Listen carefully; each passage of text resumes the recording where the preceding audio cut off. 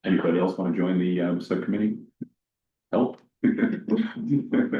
I will join with you. I know you guys, I think you have meetings with city staff before the meetings to kind of work on the agenda, so I think sitting down and chatting is probably good for us. Also, I should be able to free my schedule up so I can support you on August 11th and sit at the table with you while you present. So, Oh, great. so you look very formal.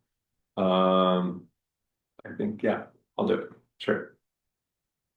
Yeah. Okay. I don't know, always. Oh, do you want to participate on the committee? Two is good, yeah, or. And we can always, there are others if they would like to join. Yeah, we can leave it open for another person. So. And if more of you want to join, I can drop off. I'll still go with you. Great, that sounds good. And then, how does the proposed scope of work and output look for everybody? The accomplishments are kind of listed out there, things actually. Okay. We'll try to make it as big as possible. So this is to approve now, right? Or, Yeah, so we'll establish who the members are, and then we will just, define the scope of work. okay. For the ad hoc subcommittee. Can everyone see that, okay? Okay, got it. You work.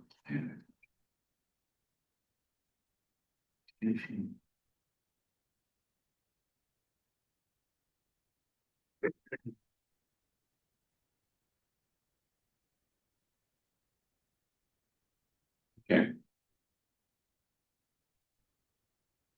Looks good to me. Any other comments? Looks great. Okay.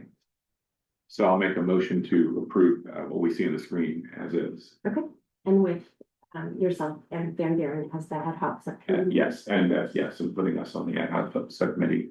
And just as a side note, if we were to be able to follow this timeline and the draft report out was approved by the PRC in June, you could present in July to city council, which they would probably appreciate, but that's neither here nor there, but that is an option if you wanted to do it sooner. Is July better for council than August? Do they have a less packed agenda? It's just better for them when they can space it out, that's all. Okay, got it. But it doesn't have to be, there's no pressure, but just to let you know that that could exist. And let me just put down the dates, and it's August 11th, and the July meeting would be what I day? think it's July 16th. No, 14th.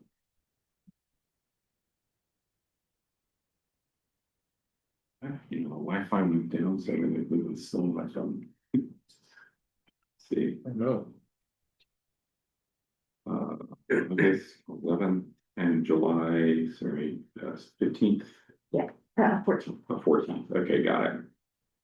Sounds good. So there's a motion to form an ad hoc subcommittee to prepare a draft report out to city council on the 25-26 work plan progress.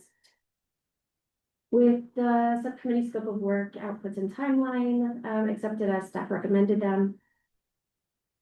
Is there a second? Second. Or is there, yes, so Grass is first. Ooh, second. Commissioner Chen Wu, how do you vote? Approve. Vice Chair Grass, how do you vote? Approved. Chair Liu, how do you vote? Approved. And Commissioner Van Buren, how do you vote? Approved. The motion passes unanimously. Thank you. Moving on to the next item, we have Library and Community Services Department updates and statistics. Staff will also provide a brief presentation on this item. We don't really have a presentation and there's not really anything major to call out. We did open summer registration, which the registration numbers are in there. Yeah. Got it. Just an info item at this point. Ashley, do we have any public comment on this item? Are there any public comments on item F1? No public comment. Okay, thank you. With that, public comment is closed and the item is open for commission discussion. Any comments?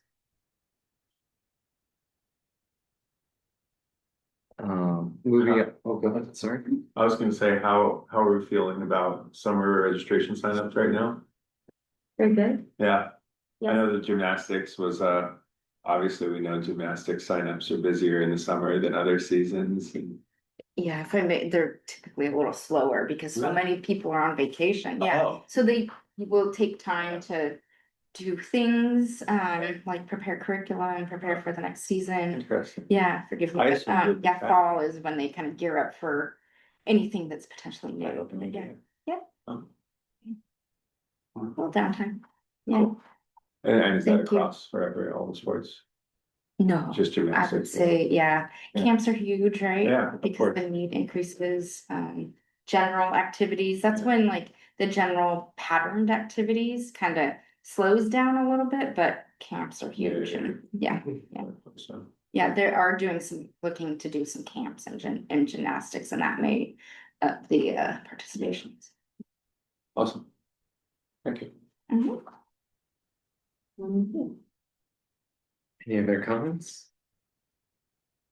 Yeah, just maybe, I don't know if you know, can answer this, but it looks like the MCC, Menlo Children's Center. Has been kind of fluctuating, like the enrollment goes up to like 63 or 71 in July and August last year. And now it's at a steady like 42 kids, so you know, if that program is at capacity or maybe it's probably not at capacity or like what. How do things compare there to here? The summer, that's summer camps. Right. So the numbers do go up. But it's different when they have like, after school and preschool, and she actually just announced that she is at capacity. Okay.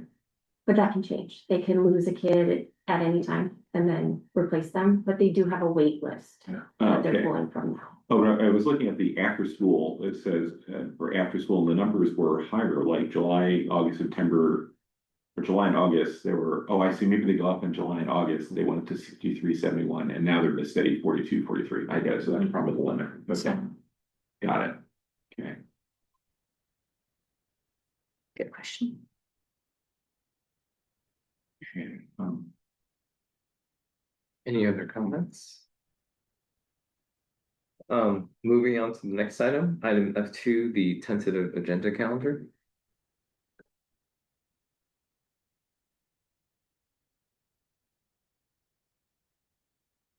okay. So I know that the county is kind of on the back being ready to present on Flood Park as long as they're in a position where they've kind of opened, so just want to point that out. Oh, great, good. I really love to hear about that. June's the anticipated date. Great, Yeah. awesome. How many new PRC members are coming in? It's me. It's just Oh, just you. Yeah, Thing yeah. up. Congratulations, I think, for Thank you. reappointed. Appreciate that. Gotcha. I was worried for a minute there, but. There were a lot of people who applied for commission spots this time around, I don't know if you saw, but.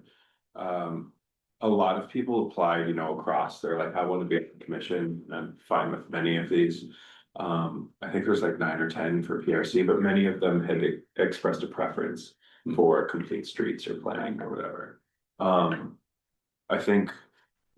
Planning was the most, I had like 14 people applying to be on the commission, but there was 30 maybe people that were sitting there, like at the meeting. When some spoke, they didn't all speak, but there are a lot of people who expressed interest this time around, so. It was interesting to see, it's cool. Ashley, do you have any public comment on this item? Are there any public comments on item E2? No, I'm sorry, F2, no public comment. With that, public comment is closed and we will open the item for commission discussion.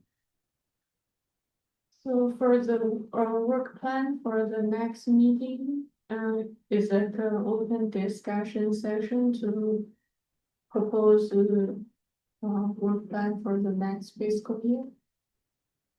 Just to confirm my homework. Yes, the study session on the PRC work plan for the coming year is just the opening of the discussion for that. And will you prefer to send like a draft prior to meeting?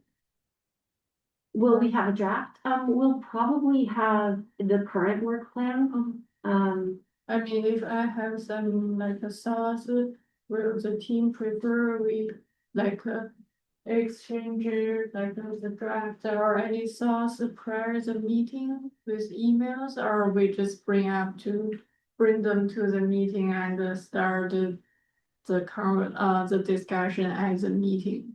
Like, should you come prepared Yeah. with your own draft? Yeah, I guess you could if you want to, but you don't have to. okay. Yeah. And then as far as the emails, I would just suggest that you bring it to the public Oh. forum to have the conversation. Okay. Thank you. Email each other too much about Present Valley, that brand act. Thank you for asking.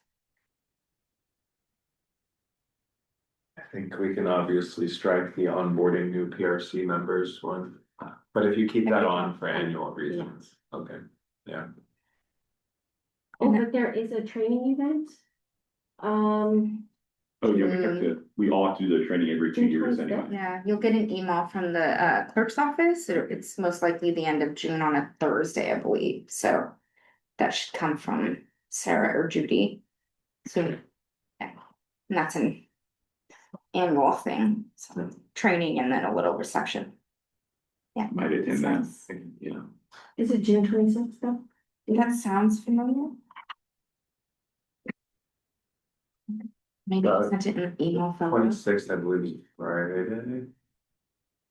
Yeah, it's not usually. Yeah, the 26th. Oh, I'm sorry. It is June 25th. 29th. Commission training is June 29th. Monday. Interesting. It's a good thing I did it last year. I will be in New York. I guess a question for the future chair, Grass. Do you want to elevate any future items or try to include them in the next meeting? So I will give you a heads up that the next meeting is more busy than it looks, because we will have the park tour updates. And then there's the presentation, which could take a bit. The work plan, those two items might take a bit as well. So if you were gonna elevate something, maybe consider July. Yeah, that makes sense. Yeah, so what are we missing on unscheduled future items? The one thing that did come up, that may be advantageous to the department was the Parks and Rec Facility Master Plan came up following the tour conversation. Yeah. So if you wanna just bring that to the top and relook at that. Yeah, so why don't we can hit it under July 22nd and then just slide it as Yeah. necessary for whatever they can make it. Commission. Any other comments? Okay, moving on to the next item, individual commissioner reports. If any commissioner would like to make a short report out on items of interest to the entire commission? I would like to say a couple things. Trisha, you're amazing. Thank you. And Wanman, you're also amazing. I think that Trisha, you've been so instrumental in helping me like really get a grasp on the commission and everything that we do here. And you've been so helpful to everything that we've done every step of the way. And I cannot express my gratitude enough. And Wanman, I think that whenever people give reports out, you always ask the thoughtful questions and you always try to dive deeper and say like, you know, what are your pain points? How can we fix things? And it's really, I think, something to keep in mind with me, you know, moving up to vice chair. And I think it's something that we should all keep in mind. And it's something that you do particularly well. And I'm always impressed by it. So Thank I you. just want to say thank you both for everything. I think you buried the lead with a little bit. Why are we thanking Trisha again? So I'm departing city service as of Friday, so I will no longer be with the city of Menlo Park. I will be moving to the city of West Sacramento on June 15th. So. Thank you. It's a long commute, right? Is it literally west of Sacramento? I don't know. Yeah, Oh, it boy. is. Oh, It's, boy. yeah, it's a move. But yeah, I'll add, yeah, thanks for your wonderful service. Sure. We really appreciate you. Thank you all very much. What I wanted to see of this commission happen during my time here, so thank you so much for that. And just seeing your interest and passion and ability to have the conversations is invaluable to the department and to the organization, so thank you. Yeah, I have a wonderful memory of Trisha. I'm literally walking my dog in my neighborhood like I do every day, as I said.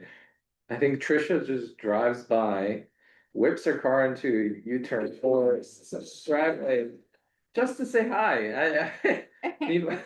So I think Trisha's dedication to the city has been incredibly admirable, and of course, like everything that's happened with the campus construction as well as a huge undertaking of building, the swimming facility and just bringing all that together is monumental. So I think, thank you, but at least I'd like to share Vice Chair Grass's sentiment and as well as, everyone here.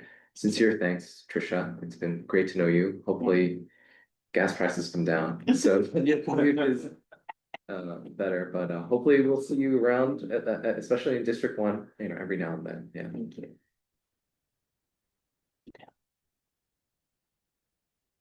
Any other comments? All right, with that, meeting is adjourned at 8:55 PM. Thank you.